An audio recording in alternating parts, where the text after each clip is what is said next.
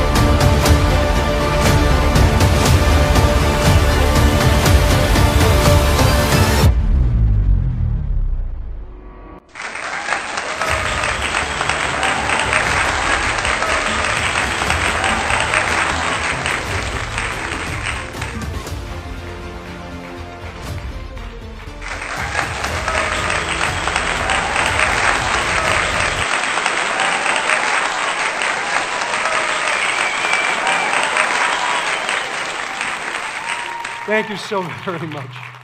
I appreciate it. So,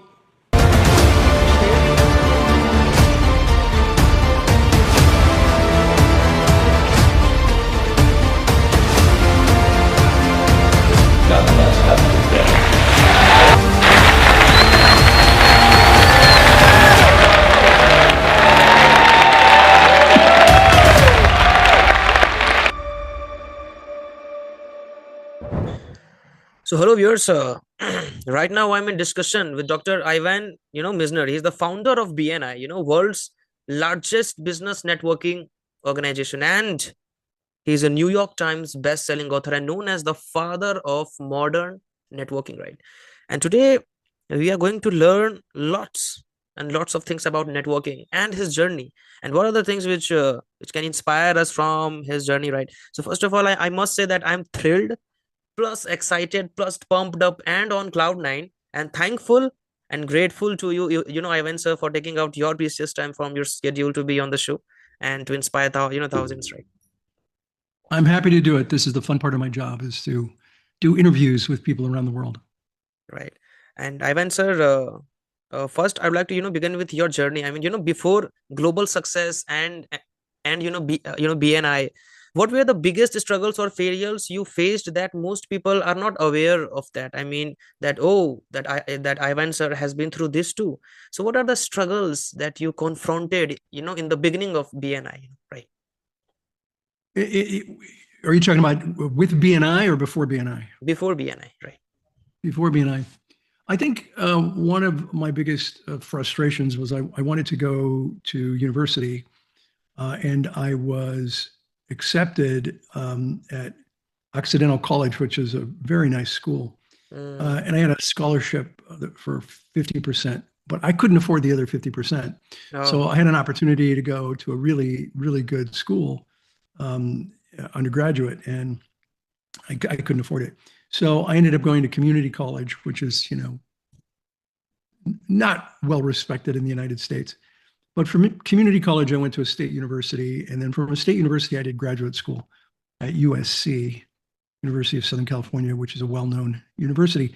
And I went heavily into debt with student loans and whatnot. I mean, heavily into debt. It took me 25 years or 20 years. It took me 20 years to pay off all of the debt from what I had at university. So, I grew up in a very, not a wealthy family, a very, I wouldn't say poor, but lower middle class family that I would say blue collar, working dad who sometimes had to work as many as 3 jobs just to help pay for the family. It was I had a hardworking father and a mother who was amazing at connecting with people. So I had a good upbringing, but a difficult time with the university, getting into a good university. Finally got there. And then, Ivan sir, when I thought of inviting you on the podcast, I had invited Jim Cathcart too on the show, right? You met him. I know Jim. Jim lives like 3 miles from me. Right. He lives very close. Very close to him, right? And I saw your certification, also from Cathcart Institute, right? Yeah. Yes, he was kind enough to give me an award, Cathcart Institute. Yeah. Right. And sir, Jim mentioned that, once you will invite Ivan, sir, he will give you some, crucial information about networking, which in India, not everyone or networking coaches who tend to teach or mentor networking in a way that the way that in very simple way, Ivan sir tend to explain complex things in terms of networking in order to build connections, right? So, Ivan sir, you are known as the father of modern, market. I mean networking.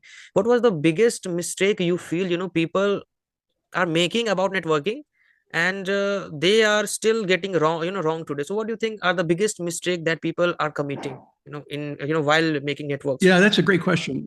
Mm, That's a great question. And let me go back, if you don't mind, to your first question, which, by the way, I don't think anybody's ever asked the question quite like you did. What right. were my struggles before BNI? I would say there's one other really big one. I don't know why I didn't think of it. But as a young boy, I was 10 years old. I was mauled by a dog who was half wolf, half husky. So it was a husky and part wolf. And I was badly mauled by this dog, and it took months to recover from that. So that was a pretty big setback for me as a young man. Anyway, your next question was what Biggest, what do people biggest mistake, misunderstand about networking? right? Network, right? Yeah, I think the biggest mistake, and I see this worldwide, not just in India, not just in the United States, not just in Europe. I see it everywhere. People use networking as a face-to-face cold calling opportunity. Hi, my name's Ivan. Let's do business.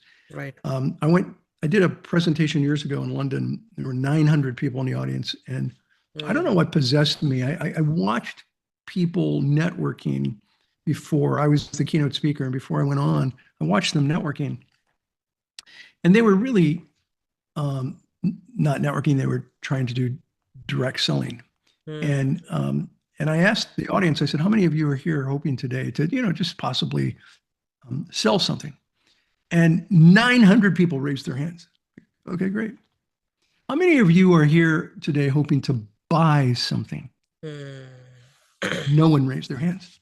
Right. Not one single person. So this is what I call the networking disconnect. People show up at networking meetings wanting to sell, but nobody's there to buy. And they use networking as a face-to-face cold calling opportunity, and that's a mistake.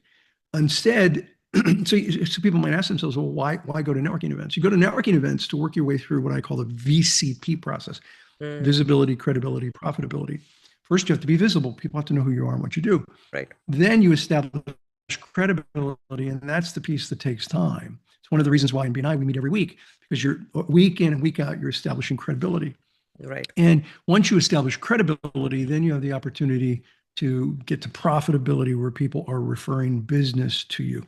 So that's why you go to networking meetings, and people you don't know, you try to start to establish visibility. People that you do know, you work on the credibility with them.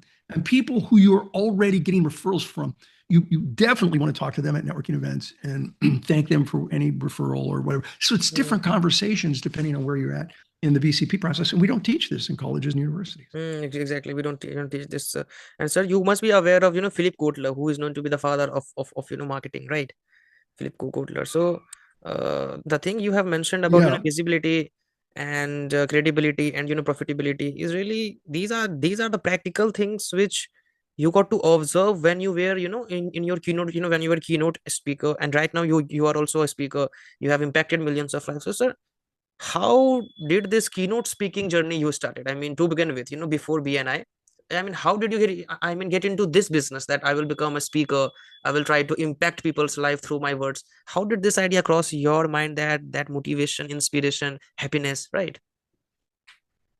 Well, I was a business consultant before I started BNI. My doctoral degree is in organizational behavior. And I was working on my doctoral degree before I started BNI. And as a business consultant, I found that the only way I got business was through referrals or speaking engagements. Right. Nobody would hire a business consultant off of an advertisement, but they'd hire me from a referral, or they'd hire me because I spoke somewhere. Right. So back in the early days, back in the early 80s, before I started BNI, I did what I call the rubber chicken circuit. I did the Rotary meetings, Lions meetings, Kiwanis, service clubs, chambers, anybody that would bring me in and allow me to speak. And I did it for free. But it was a way of people going, I think I could use your services. And then they'd hire me. And I got a lot of business out of speaking engagements. Later, as I started writing books and I became a bestseller, then I was actually able to charge. Actually, there was an in-between. And I recommend if you want to be a professional speaker, go out and speak and speak and speak and speak. So do a lot, do it for free, but then ask for a stipend. And that's what I did, a stipend. Just, $500, small fee. And so I did that. And then I went to eventually, after I became a best-selling author, $5,000. Now my speaker's fee is $15,000, which is not a crazy number, plus expenses. There are many speakers who charge a lot more, but I love to be able to go and speak and pour into people around the world. Now, obviously for BNI, I don't charge when I go to a BNI region and speak, but for other organizations. You do charge, right? Sir, what do you feel, in today's in today's digital and AI driven world, how has networking evolved from then to now, and what skills must professionals so develop now, as you mentioned about, visibility, credibility, and, profitability. So in today's digital and AI driven world, what are the skills that a professional must, develop in themselves, right? In your perspective, right? Well, using face-to-face networking as a cold calling opportunity, it happens online as well, but it happens at light speed. So what happens is people, use online networking to do face-to-face cold calling.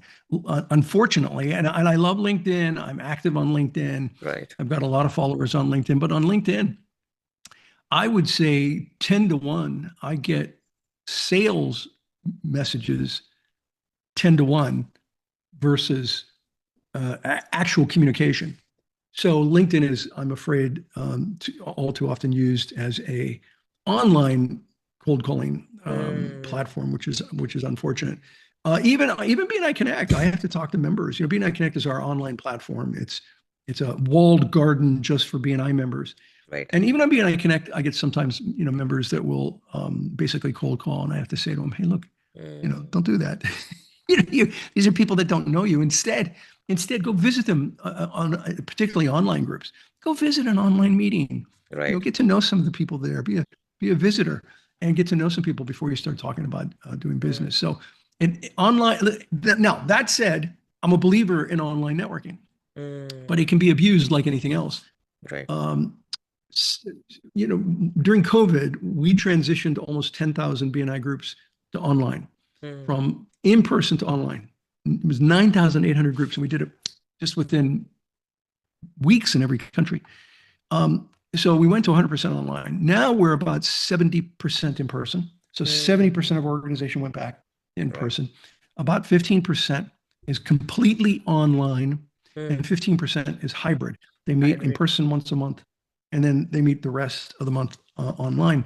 Now, in 2019, if I'd have told you 30% of our organization won't meet full-time in person, you'd have said I was crazy. Everybody would have said I was crazy, right? Because we've been in person for almost 40 years at that point, or 35 years, right? And now actually 30% of our organization is not full-time and in person. So I think it is the future. I think hybrid in particular is great, because there's nothing that beats in person. I mean, if you and I were in a studio together, that's even better.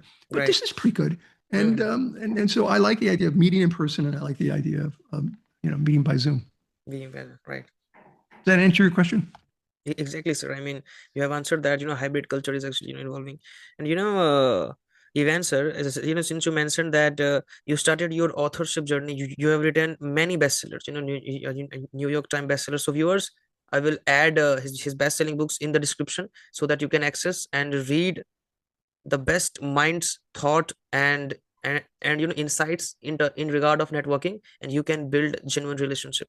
Sir, there's a question in India that a lot of by the way, my latest can I just say my latest book is Networking is a Marathon, Not a Sprint, was co-written by someone from the United Kingdom and someone from India.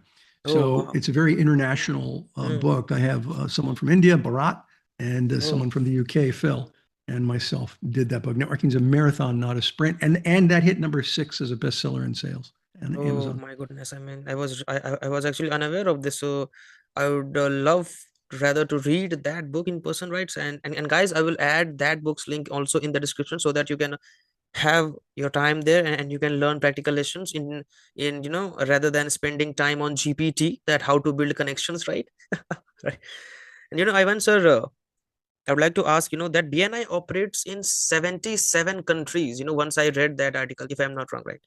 So what is the one universal networking principle that works across all countries, if you think so? Well, if you go to a BNI meeting Mm, in the United States, and then you go to a BNI meeting in Australia, and then a BNI meeting in India, and one in Sweden, they're the same. mm, They're virtually the same. There might be some phrases that are different. In Australia, they might say "good day, mate" instead mm, of "good morning, everyone." But right. the meetings run very much the same worldwide. And what's interesting about that is that business people always, well, people in general, humans, always look at other countries, other cultures, and they see the differences, but they Mm, don't recognize the similarities. And there are many, many similarities. Um, and there's a culture that nobody thinks of, and that's a culture of entrepreneurism. right. Entrepreneurs want to be more effective or more efficient. And so if you Mm, can teach an entrepreneur how to be more effective or more efficient, they're going to pay attention. So the right. BNI program works across cultures. Now, I remember when we opened up in Japan, and I see this a little bit in India. You're in India, yes? Yes, right. Yes, I'm in India, Yeah. Delhi. So I see this a little bit in India, but a lot in China and a lot in Japan. They have what they call the Maishi ritual, Mm, where you hand out a card with both corners. right. You bow. The person accepts the card, comments on it, and Right. so when we opened in Japan, people said, "Oh, this will never work there because Americans, oh, here's my card. It's no big deal." But in Right. Japan, they have this whole ritual called the Maishi ritual, and I said, wait a minute. Mm, You're talking about handing out a card differently, but we're still handing out cards.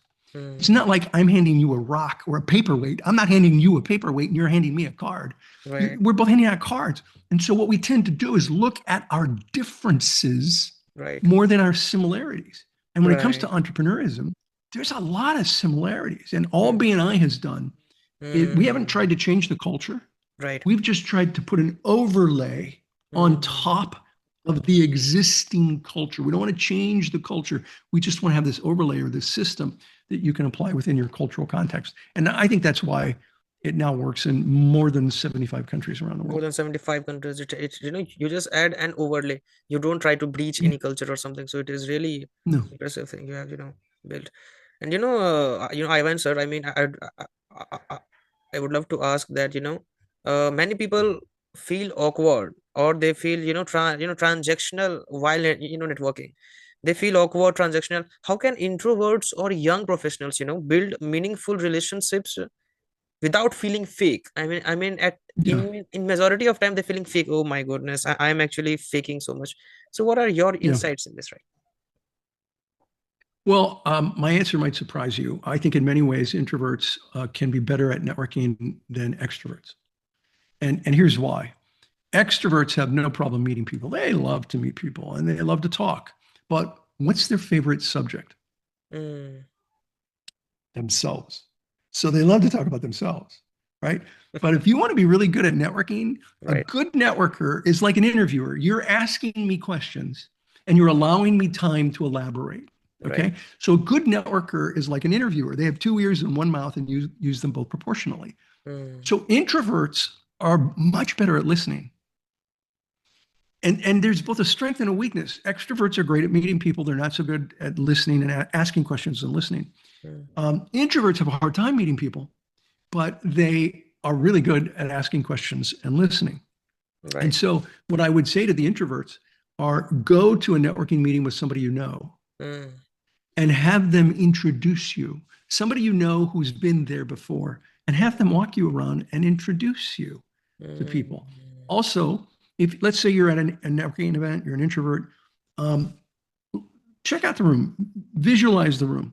if you see two people standing, if you have the deity view and you're looking down on the room, if you have two people standing together like this, you can't break into that conversation. But if you have two people standing together like this in a V rather than perpendicular, you can step into that. Now, three people standing together like a triangle, you can't break into that. But if you have three people standing together like a U, you can slip into that. Now, here's what's really counterintuitive. For the introvert, if you have 4, 5, 6 people standing together and there's an opening, just slip in quietly, because you won't even be recognized. They won't even notice you at first, right? And then somebody's going to say, "Oh, hi, thanks for joining us. How did you hear about tonight's event, or what do you do?" And so you could be very strategic in the way you connect in the room, and then you're off to the races because you're really good at asking questions. And so networking it's really about building relationships. Exactly. It's more about farming than it is about hunting. It's about cultivating relationships with people, and introverts are really good at that. So go introverts. And sir, you were, at your 20s, when you were in your 20s, you were introvert, right? If I'm not wrong, because you're, emphasizing this, or you were an extrovert. Yeah. Well, I discovered that I was, I'll tell you the story. I have a blog on this. If your viewers go to ivanmisner.com, it's the spelling on the Zoom, ivanmisner.com, and type in on search, type in OMG, I'm an introvert. Okay. Oh my goodness, I'm an introvert. And you'll get the whole story. But the story is, one night I was having dinner. It was just my late wife. She passed away a few years ago, but we were having dinner about 15 years ago, and it was just her and I that night. The kids weren't there. And I said something like, "Oh, you know me, honey, I'm such an extrovert." And she's like, "No, you're not." I'm like, "What do you mean I'm not? I run the world's largest networking organization." She said, you're not an extrovert." Like, "Of course I'm an extrovert. I do keynotes. I'm a keynote speaker." She said, "Whatever you say, honey. If you think you're an extrovert, that's fine." I'm like, "I write books. I'm an extrovert." And she said, "Whatever you think." I'm like, "Now I'm mad." So I go into my office at home and I type up a test. I find a test on whether you're an introvert or an extrovert, and I got this response back, and it says, "Congratulations, Ivan Misner. You are an introvert who is a situational extrovert." And then it went on to describe what that was. And what that is if you're talking on a subject that you know well, you come across as an extrovert. If you're with friends or associates, you come across as an extrovert. Otherwise, you're a total introvert. Now, go apologize to your wife. Okay, I didn't say that, but I did. I went and I apologized. I said, "Oh my goodness, OMG, I'm an introvert." I never really realized that. By the way, one of the telltale signs as to whether you're an introvert is if you recharge your batteries by being alone. You just want to be alone. You don't want a lot of people around. Where my wife was an extrovert, going to a party recharged her batteries. But for me, that just took energy away. And that was why I was like, "Well, I'm going to go take a test because I don't buy this." But she was right. Right. Ivan, sir, you got to realize that you are an introvert, and when I was, I'm actually right now 21, and when I was in 11th class, and I was 16 years old, I also think of that networking is something that builds your net worth, right? And Yes.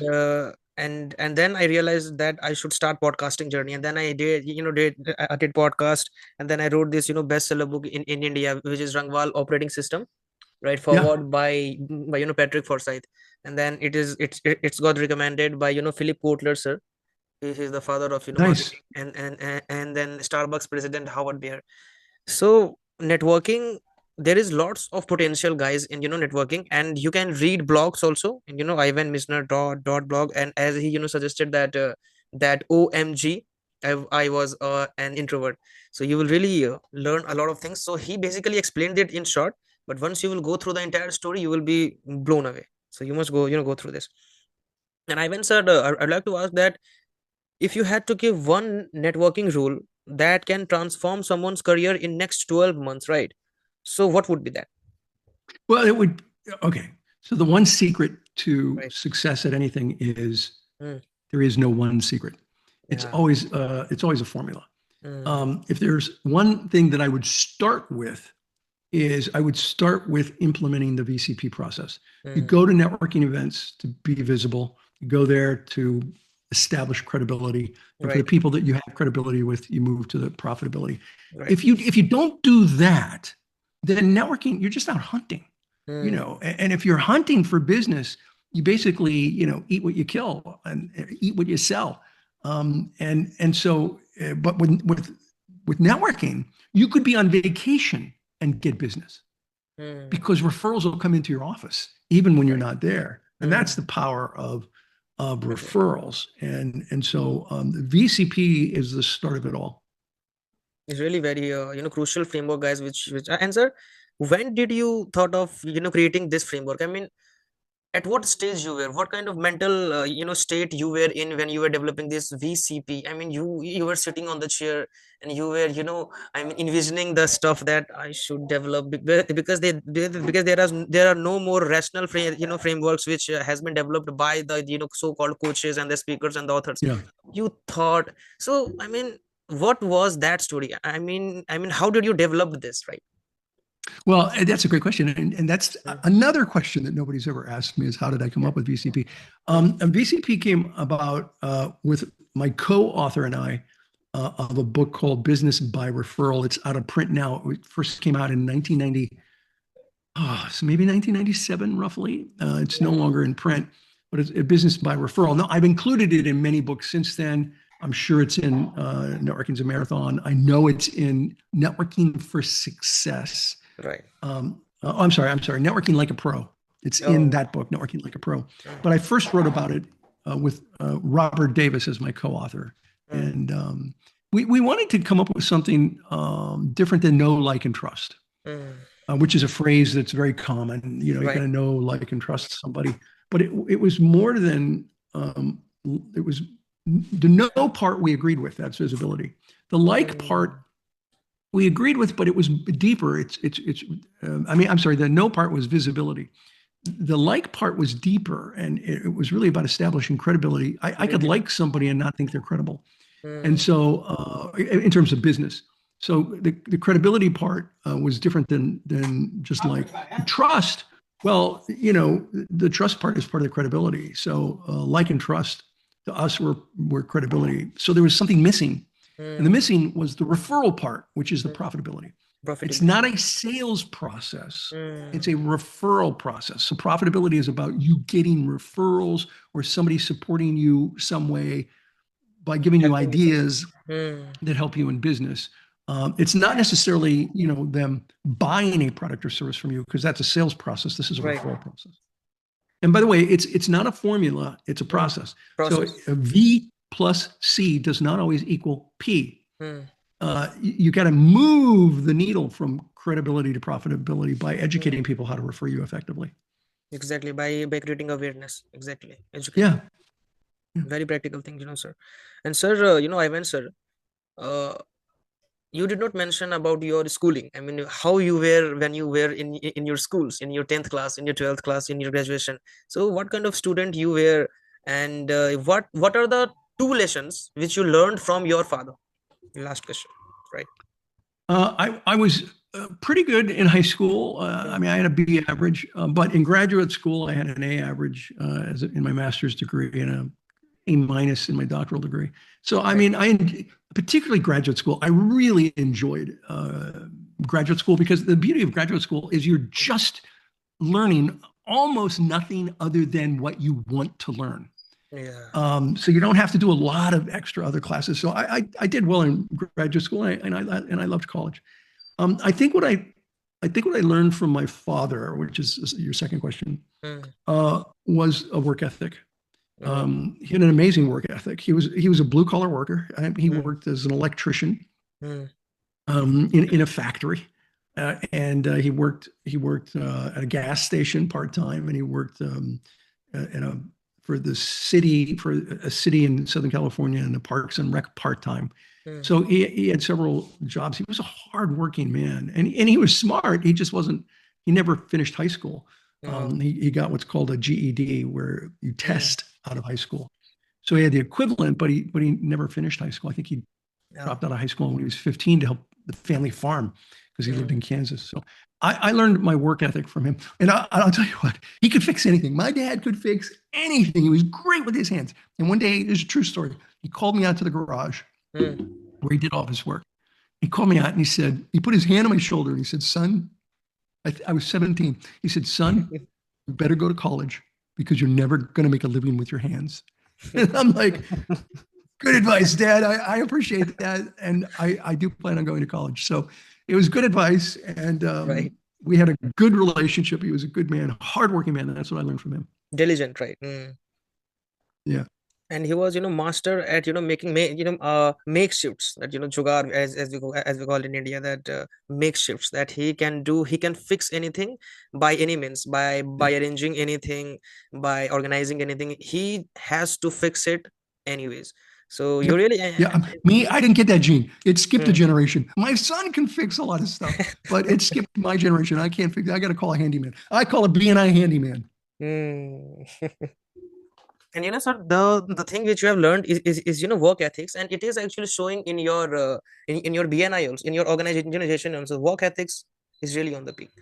So that is actually showing. So guys, we discussed about networking. We discussed about Ivan sir's journey, his best-selling books, and his blogs also. And very touching story is his dogs. He was really very, very close to his husky, right? I mean, so we got to learn. No, that was not my dog. It was a neighbor's dog that attacked me. When I say it mauled me. I had to have 42 stitches. So it attacked me, and I had stitches all over my leg from this husky / wolf. So it was very painful moment, but still, sir. I went to the hospital. I was bleeding all over the place, but I don't get to tell that story much. I thought I was going to die. And talk about a strong father. He went to the house afterwards, and in no uncertain terms, I've heard my father swear once in my life, only once, and it was about the neighbor getting rid of that dog and what he was going to do if he didn't get rid of the dog. And I was like, "Whoa, Dad, okay," and the neighbor got rid of the dog. Oh my goodness! I mean, really. So, Ivan sir, I am very grateful for your time and the kind of story and the words we have had so far. And guys, I will add all links in the description so that you can access his website also and see his keynotes also, which is available on YouTube. And the very foremost thing is subscribe his podcast channel, because he regularly uploads podcasts, BNI audio podcasts, you can follow. So thank you so much. Yeah, they're very BNI centric. My podcast is very BNI centric. So exactly. So if you are an aspiring entrepreneur or want to become a great leader, you should follow, because you will learn a lot of things from his blogs, from his keynotes, from his podcasts. And I'm pretty much sure that in your area there is also a BNI office. So visit there. Learn. I mean, from that, if you are from India or from any country, must go there and learn a lot. So thank you so much, Ivan sir, for your precious time. Thank you so much, sir. Thank you very much. I appreciate being on.